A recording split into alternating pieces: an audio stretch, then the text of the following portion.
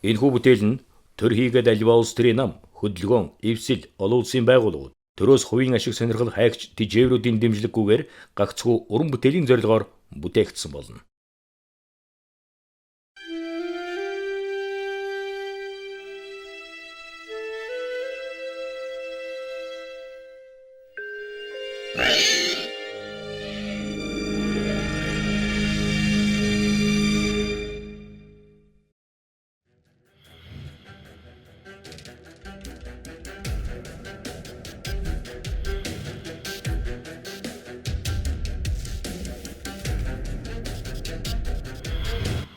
Амьтны ферм даяараа нөхөр Наполеоны санаачилсан шинчиллийн бодлогын тухай яригдаж эхэллээ. Энэ үнд тэтгэврийн асуудал, Наполеоны 31 тоороод зориулсан сургууль байгуулах асуудал яригдаж байлаа.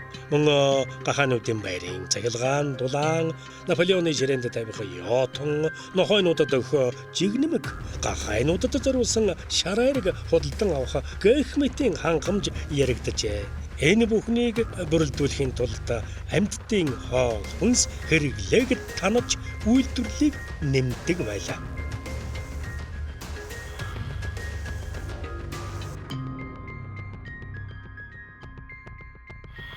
Дөрөвдүгээр сард амьтны фермийг улс гэж зарласан болохоор ерөнхийлөгчөө сонгох шаардлага гарлаа. Сарын ганц нэр дэвшигч нь Наполеон байсан болохоор түүнийг санал нэгтээ сонгоцоолаа. Багшаар турж ицсэн ч гэлээ сүүлчийн хүчин шавхан ажилласаар л байлаа. 101 өдөш 2 тагта. Боксер хальтраа тунжхажээ. Тэр хажуугаараа бичгээд босож чадахгүй байна гэсэн мэдээтэй нисэн эцгэлээ. Бүгд тэрэн байдаг толгод руу давхилдлаа. Яна, боксер, та минь яаж байна? Энэ уушгил. Юу нэ? За, энэ чих. Та нар надгүйгээр тэрмээ дуусгаж чадна гэж би бодож байна. Тэнд их хэмжээний сайхан чулуу хураалгастай байгаа. Би ямар ч байсан дахиад 1 сарын нөөц бэлтгэж гисэн. Та нарт үннийг хэлэхэд би тэтгэвртэй гарыг гэж бодсон юм. Юу гэж байгаа юм бэ? Бенжамин бас хөгшөрч байгаа болохоор тэрнийг надтай зэрэг тэтгэврт гаргаж магадгүй. Юу? Тэр надад хан болох байхаа. Боксер минь. Амьтад Сквилиерт хөрхи боксерд тохиолдсон явдлыг дуулгасанд тэрээр хэсэг хугацааны дараа их л сэтгэл нь зовлонсон байдалтай ирлээ. За, нөхөр Наполеон фермийн хамгийн үнэн чудраг ажилчдын нэгэнд тохиолдсон энэ золгүй явдлын урсгийг ойлгож боксерыг Виллингтоны эмнэлэгт дэмжлүүлэхээр явуулах тухай гэрээ хэлцлийг айл хэдийг хийчихсэн байгаа. Ингээд амьтад боксерыг Виллингтоны эмнэлэг рүү явуулахад дургүй байлаа. Гэвч Сквилер тэднийг ятгахж чадсан байсан юм. Нэг өдөр Бенжамин байдгаараа айхлан ирлээ. Хурдлаач! Бушуухан хүрээдэр. Тэд боксерыг авч явах гэж байна. Хүрээд очтол боксерыг хэдийн ажижчихсан байсан бөгөөд амьтад боксерыг баяртай хурдан эдгээд ирээрээ гэзгэн үдлээ. Тэнгүүдээ та нар тэрэгэн дээр юу гэж бичсэн байгааг харахгүй байна уу? Морь нэтлэгч гэж бичсэн байх шүү дээ. Боксер, буугатах нанаас хурдан буу. Тэд таныг өхөл рүү чинь аваачиж байна шүү дээ. Боксер! Буугаач дээ боксер. Амьтад хурдан вон алсрах тэрэгний араас боксерыг дуудан давхилдсан боловч тусыг эсэллээ. Нэгэнтээ хүчрхэг боксер тэрэгний хаалгыг эвдэж чадлагүй тамирдан унлаа. 2 хоногийн дараа боксер өгсөн болохыг мэдээллээ. Сквилер уйлан байж боксерын амьдралын сүүлчийн мөчүүдийн тухай ярьлаа. За, боксерын цорын ганц хүсэл бол термийг барьж дуусгах байсан бөгөөд тэрний эцсийн үг нь үргэлж Наполеоны зөв гэсэн үг байлаа.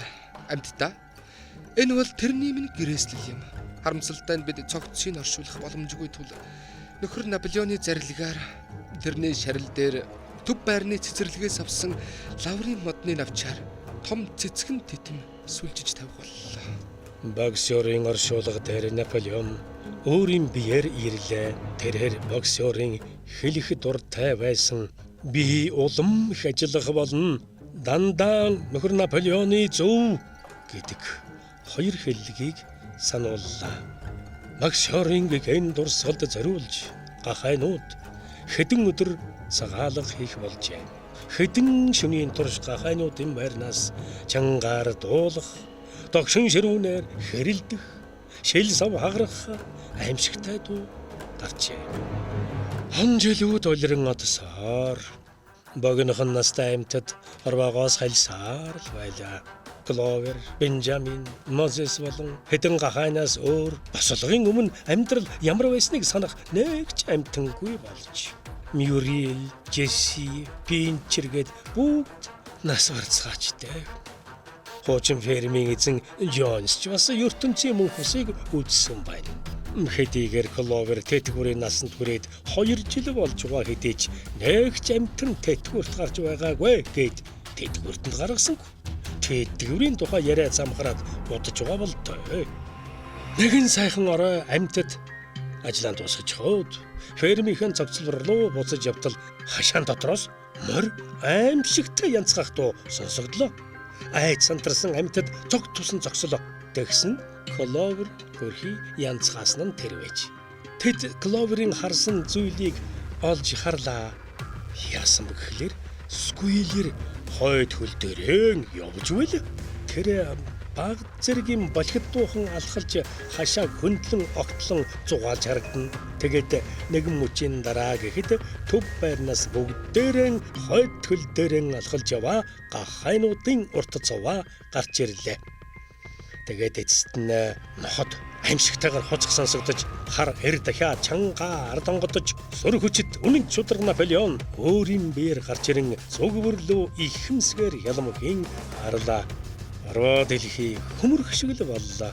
Кловер хизээч шүүмжилдгүй зангаан омортон тэдэнд эсэргүүцлийн ганц нэг үг хэлэхэр гарлаа. Гэвч яг энэ мөчид бүх хоньнууд дохио авсан юм шиг зэрэг дөрвөн хөлсөн, хоёр хөл бүрчсэн, дөрвөн хөлсөн, хоёр хөл бүрчсэн. Аимшигтай муухай дугаар майлж гарлаа. Тэд 13 өдөр алга болсны учир энэ байж. Ингээд Кловер, Бенжамин хоёр 7 журам бичээстэй байдаг сарвч руу явж очлоо. Миний хараа муудчи. Би залуу байхдаа ч тэнд юу гэж бичсэнийг уншиж чаддаггүй байсан. Гэсэн хэдий ч хан маань арай л өөр болчихсон юм шиг санагдаад байх юм. Бенжамин 7 үндсэн журам урдих шиг хэвээрээ байна уу? Бүх амьтад тэгш хэрэгтэй боловч зарим нь бусад амьтнаас илүү хэрэгтэй. Дөрөвдөрөөс хойш гахайнууд 2 хөл дээрээ явах болж. Тэрч битгий хэл радио хөдөлтөн авч утас өдөр тутмын сонин захиалдаг боллоо. Наполеон амандан ганц зууж хайртай мэгжин нямгаргийн өдрүүдэд хадагтай Джонсын өмсдөг байсан зөөлхөн торгон даашин зээг өмсдөг боллоо. Энэ өөрчлөлтүүдэд хэнч гайхсан. Өдөр ирэх тусам маш олноорон үржсэн гахай нохой нарын хангамж бүр дээлдэх юм боллоо. Хэдийгээр ферм өргөжж үйлдвэрлэл өргөжсөн боловч фермийн бусад амьтдын амьдрал ёор өөрчлөгдсөнгүй. Нөхөр ерөнхийлөгч Наполеоны ачаар манай фермийн амьтад аз жаргалтай амьдарч байна. Бид илүү сайхан амьдарч байна. Манай үйлдвэрлэл өсч эдийн засаг маань тогтвортой болж ферм маань дэлхий даяар нэрээ зөрайтуулж байна. Бид бүхэн зөв замаар явж байна. Бидний удирдагч Наполеон урт наслах болтугай. Ура! Ферм дээр өдөр болгон шахуу хүмүүс ирж Наполеон Сквилер нартай ямар нэгэн хэлэлцээр хийдэг боллоо. Сквилер амьтдад фермийн гадаад харилцаа гайхалтай өрнөж байгаа тухай болон зарим түнш фермүүдээс авсан өр тэглэгдэх гэр хэлцээр хийгдэж байгаа тухай ярина. Ингэж ярихдаа тэрээр Наполеоны гавьяаг үргэлж магтан ярихаа ёор мартахгүй. Энэ хэлэлцээрүүд юунд чухам өргөхийг хэн ч мэдэхгүй байгаа юм. Нэг өдөр бүх амьтдын цуглаан зарлаа. Амьтад товлсон цагт цуглаатглаа. Амьтдаа манай фермийн шинэрэн эхэлж байна. Snowball болон түүний хамсаатнууд Фредерикээс болж манай ферм маш их өрөнд орсон тухай та бүхэн мэдж байгаа. Харин олон жил хэлэлцээр хийсний үр дүнд Агван Наполеоны ачаар бид өрөө тэгэлсэн тухай сайхан мэдээг та бүхэнд сонсох гэж байна.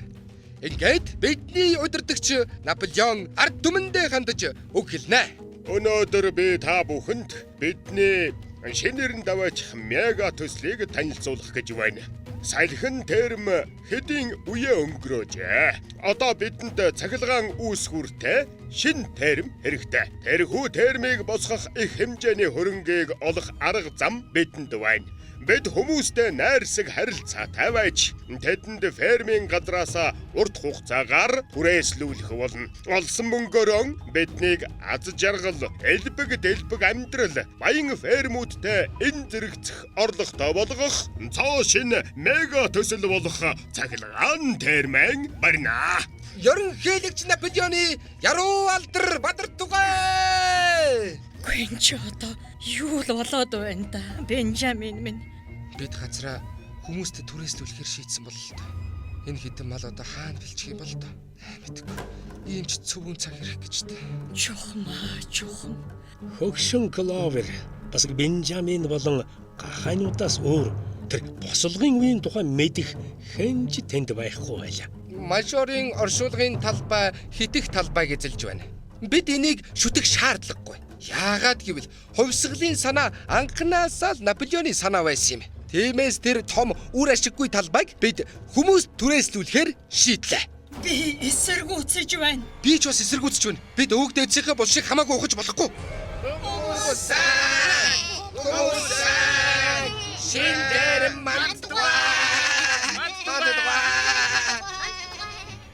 Босод амтд ч гэсэн үнэнтэй гайхаж байлаа. Амтан болгон босож хүний хөөсөн тэр томог мэт түүхийн үнц нь юунд оршин вэ гэж тэдэнд бодогдно. Маргааш нь Кловер болон Бенжаминыг энэлгийн тэрэг ирээд аваад явлаа. Тэгэд нь Скойлер энэ Кловер Бенжамин хоёр маань ихэд зөнсөн болголоор тэднийг амарч суйлуулгаар эмдэгт илгээсэн тухай мэдээлэл 7 хоногийн дараа Кловер Бенжамин хоёр харамсалтайгаар нас барсан тухай мэдээ тарлаа.